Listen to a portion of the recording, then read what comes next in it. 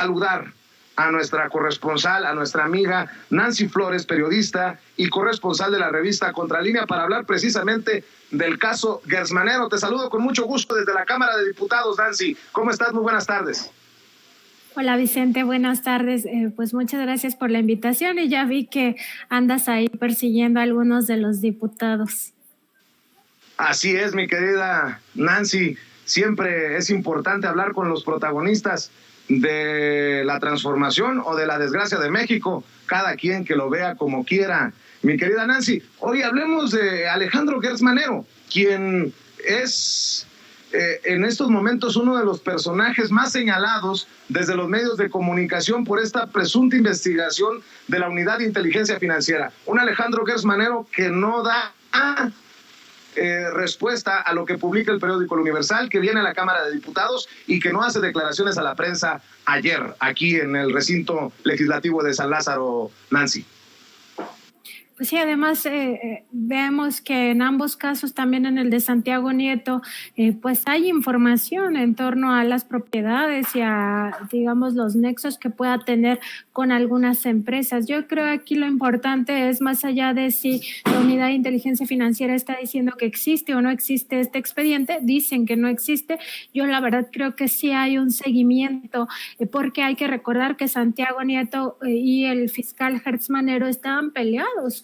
Esto es sabido por todos que no se llevaban para nada bien y es muy probable que eso sí exista, pero más allá de eso, pues es que se investiguen en ambos casos, pues cuál ha sido la evolución patrimonial de ambos funcionarios, porque hay que recordar que ambos estaban en ciertas posiciones fundamentales para la lucha contra la corrupción y sobre todo para la lucha contra grandes males que tienen que ver con el narcotráfico también y el crimen organizado. En ese sentido, me parece que más que desmentir si existe o no la investigación, en todo caso lo que se requiere es un análisis de estos datos, ¿no? Es decir, una revisión exhaustiva a la evolución patrimonial de ambos funcionarios, sobre todo entendiendo que la relevancia del puesto que ocupa uno y el otro ocupó prácticamente durante 3 años, pues es tan importante que se requieren personas con una confiabilidad probada, ¿no? En ese sentido, lo que yo esperaría de las autoridades es que se hagan investigaciones al respecto y sobre todo sin un uso político de las herramientas, porque también por largo tiempo vimos que la Unidad de Inteligencia Financiera se utilizaba con fines políticos. No se ha comprobado totalmente en el caso de Santiago Nieto que así haya sido, pero en el pasado era muy dado a que esto existiera y que dependiendo de si eras amigo o enemigo del gobernante en turno, pues los aparatos de inteligencia se utilizaban en tu contra o en tu favor, dependiendo de cuál fuera el caso. Entonces, lo que se esperaría más bien es una revisión exhaustiva de esta evolución patrimonial y sobre todo, pues que se informe a la sociedad con claridad. Porque estamos hablando de dos de los personajes, en el caso de Santiago Nieto y de Alejandro Gers Manero, de los personajes más importantes de esta lucha contra la corrupción de la que habla el presidente Andrés Manuel López Obrador, una lucha contra la corrupción fundamental en la Cuarta Transformación. Y esto también parecería un pleito casado entre los personajes, y no es secreto que tuvieron sus diferencias cuando ambos estaban en el puesto, Nancy. Así es, de hecho eso quedó absolutamente claro en declaraciones de cada uno hacia los medios de comunicación. Era evidente que no se llevaban bien, pero más allá de eso es que hay que trascender ese hecho que puede ser, digamos, como lo más superficial del asunto. El tema es los cargos que ocupan y como bien dices, Vicente, pues ambos se relacionan con el combate a la corrupción, pero hay que recordar que la corrupción en muchos sentidos, o sea, hay corrupción empresarial, hay corrupción gubernamental, está todo el tema de la delincuencia de cuello blanco, que tiene que ver con el manejo de finanzas a través de los sistemas financieros. En el caso de la Unidad de Inteligencia Financiera, además, un trabajo muy importante para seguirle la pista al lavado de dinero del crimen organizado, y el crimen organizado entendido no solamente como el narcotráfico, sino también como otras formas de defraudación, incluida la defraudación al fisco, que tanto daño le ha hecho al país. Por supuesto, supuesto, otros asuntos que tienen que ver con robos o saqueos del erario, desvíos de recursos importantes. Entonces, en ese sentido, estamos viendo que ambas posiciones son clave, ¿no? En el caso de la Fiscalía General de la República, pues también para la hora de, pues ya judicializar los temas, también tiene que ver con todo esto, la corrupción, el crimen organizado y cualquier tipo de delito de carácter federal. En ese sentido, pues me parece que ambos personajes sí deberían de ser sujetos de fiscalización para comprobar que son personas honestas, que están en el cargo y que pueden pues ver por las mayorías, algo que no se hacía en el pasado definitivamente.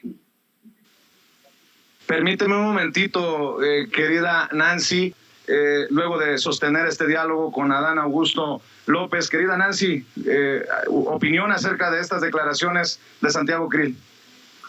Bueno, habría que decir que al legislador pues le conviene que no miremos al pasado, no solamente por el tema de Felipe Calderón, que ya se lo preguntabas, Vicente, sino también por su propio papel, que fue recordado apenas ayer por el presidente Andrés Manuel López Obrador en esta pues montaje que hubo en torno a René Bejarano y también al exsecretario de Finanzas del gobierno de Andrés Manuel López Obrador en la Ciudad de México, cuando buscaron desaforarlo y también descarrilar sus aspiraciones hacia la presidencia de la República. Por supuesto que a este personaje pues le conviene que no recordemos ese pasado, ¿no? Donde el PAN pues le hizo muchísimo daño a México con muchos actos de corrupción, con por supuesto muchísimo saqueo de los recursos públicos, con todo lo que significó tanto el gobierno de Vicente Fox como de Felipe Calderón en términos de violencia estructural desde el Estado, desde el gobierno federal hacia la ciudadanía. Por supuesto que no le queda más que decir que hay que ver hacia el futuro, sí, pues claro, porque arrastran un pasado que es totalmente ignominioso y que nos queda de ver demasiado. Ahora sí que nos propone un borrón y cuenta nueva para poder entablar el diálogo con el oficialismo. Hazme tú el favor, borrón y cuenta nueva con todos los agravios que ya conocemos y que desnudamos tanto ustedes en la revista Contralínea como nosotros en Sin Censura, Nancy. Así es, totalmente hay que recordar todas las violaciones graves a derechos humanos que se han cometido en ambos sexenios panistas, ¿no? Sobre todo y de manera reiterada en el caso de Felipe Calderón, y es algo que no debemos de olvidar, no solamente porque lo que significó pues para las familias, para toda esta impacto social que se tuvo, sino sobre todo por lo que significa todavía la impunidad, es decir, todos estos casos siguen impunes. El presidente, expresidente Felipe Calderón sigue impune y por lo visto nunca va a rendir cuentas y nunca va a ser encarcelado por todos los crímenes de lesa humanidad que cometió, salvo que en el Tribunal Penal Internacional, la Corte Penal Internacional, pues algún día se le juzgue como lo que fue un personaje que violentó gravemente los derechos de los mexicanos al declarar esta guerra contra el narcotráfico. Entonces sí pide un borrón y cuenta nueva, pero porque no le conviene lo que hay detrás. Pues sí. ¿Cómo ves esto de la oposición que se les cae? Hablan de un dictador, pero un dictador que se abre al diálogo. Con eso que le preguntaba a Santiago Krill, le saca la vuelta. Obviamente el colmillo es largo y retorcido del diputado, pero creo que en su partido quedan como payasos ante esto que ocurrió ayer, que le reciben por parte del secretario de Gobernación para entablar el diálogo del oficialismo con la oposición, Nancy. Sí, y es algo de lo que el propio presidente López Obrador ya había hecho mofa, ¿no? Dice, por una parte, el líder de este partido regaña a los gobernadores panistas que asistieron el pasado 1 de diciembre a esta celebración en el Zócalo de los 3 años de gobierno del presidente López Obrador, y por otro lado, Santiago Krill va a pedir migajas, a exigir diálogo o como quiera vérsele. La verdad es que lo que hizo fue ir a tocar la puerta y por supuesto que el diálogo que se entabla, pues ningún dictador en ninguna parte del mundo habría accedido a esto. Pues ¿por qué? O sea, si es un régimen autoritario, no tiene por qué darle cabida a los opositores, ¿no? El tema es que, pues en efecto, quedan en el ridículo, no hay otra manera de decirlo, porque es una oposición carente de imaginación que no sabe ni para dónde jalar, y por supuesto que se dedica a difundir este tipo de mentiras, y también como parte de sus estrategias del golpe blando, tratar de posicionar estas ideas del autoritarismo, de la dictadura,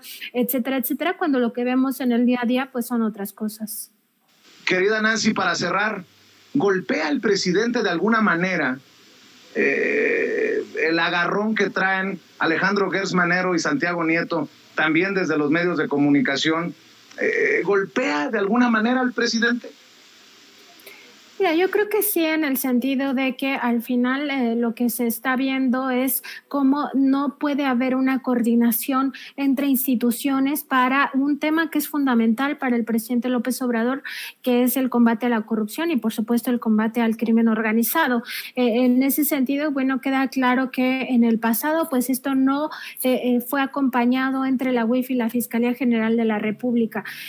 Por ello sí golpea pues esta aspiración del presidente de acabar con la corrupción, que hay que recordar también, la corrupción, Vicente, es un generador de violaciones graves a derechos humanos, entonces no es cualquier cosa, y por supuesto que lo que se esperaría es una consolidación de las instituciones para la segunda mitad del gobierno de Andrés Manuel López Obrador, y que por fin ya a cargo de Pablo Gómez, la Unidad de Inteligencia Financiera, pues sea un aliado en el combate a estos dos males, ¿no? Grandes males que son tanto la corrupción como el crimen organizado. Y también pues que el fiscal pues ya empiece a entregar cuentas, porque lo que hemos visto hasta ahora pues es una lentitud generalizada en la Fiscalía General de la República.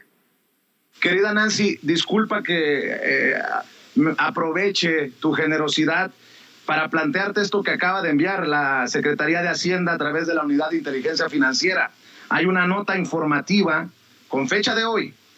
Dice: la Unidad de Inteligencia Financiera de la Secretaría de Hacienda y Crédito Público informa a la opinión pública el contenido de la carta aclaratoria enviada al periódico El Universal relacionada con esta nueva nota. Indaga UIF operaciones de inmobiliaria de Gertz, publicada en la portada del día de hoy, 7 de diciembre de 2021, que el supuesto informe participación corporativa del fiscal AGM no existe en esta Unidad de Inteligencia Financiera. Y dice así: es enviada al licenciado Juan Francisco Ili, director del Universal. Señor director, en relación con la nota, indaga UIF operaciones de inmobiliaria de Gertz, firmada por Francisco Reséndiz y publicada el día de hoy, 7 de diciembre de 2021, en la portada del periódico que usted dirige, le comunico que el supuesto informe participación corporativa del fiscal AGM, Alejandro Gertz Manero, no existe en esta Unidad de Inteligencia Financiera. Por lo anterior, la Unidad de Inteligencia Financiera le solicita atentamente hacer del conocimiento de los lectores del Universal esta carta. Le agradezco de antemano sus atenciones. Atentamente, licenciado Heriberta Ferrer Arias, directora de Relaciones con Actividades Vulnerables de la Unidad de Inteligencia Financiera. Otro desmentido, otra tarjeta informativa desde la Unidad de Inteligencia Financiera que, con mucho respeto voy a decir, parecen la vocería del fiscal general de la República, Alejandro Gertz Manero, con dos notas informativas en 2 días consecutivos, querida Nancy.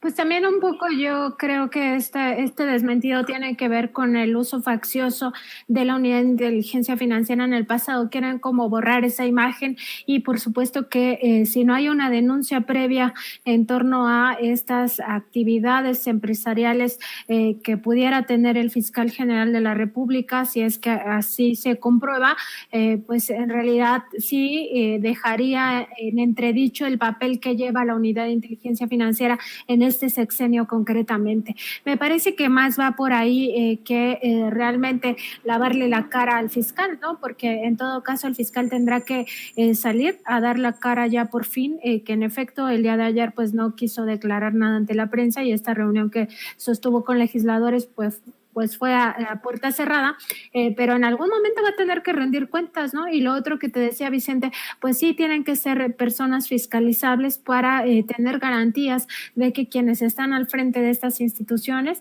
pues tienen digamos, una trayectoria limpia sin nada que ocultar. Entonces, en ese sentido, me parecería que lo más viable es que el fiscal diga, pues, que se me investigue y que ponga abiertamente, pues, sus bienes y sus nexos con empresarios públicamente ya para que se conozcan.